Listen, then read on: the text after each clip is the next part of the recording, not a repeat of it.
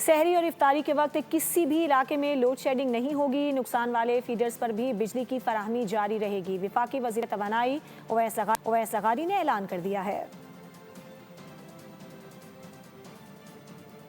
سحری اور افطار کے وقت جو بجلی ہے اس کی قطعاً کسی بھی ایریا کے اندر انلیس کوئی بہت بڑا فالٹ ہو خدا نخواستہ تو اکنامک جو لوڈ شیڈنگ جہاں ہائی لاس فیڈرز کے اوپر ہوتی ہے وہاں بھی سحری اور افطاری کے وقت یہ نہیں ہوگی. اور انشور کیا جائے گا کہ پورے پاکستان میں ان اوقات کے اندر بجلی کی تعطلی نہ ہو.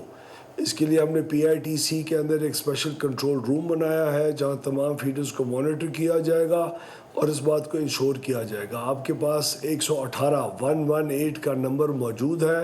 پلیز اس کے اوپر اگر کسی قسم کی بھی مشکل ہو تو اس کے اوپر کمپلین اس کو امیڈیٹلی ایڈریس کیا جائے گا.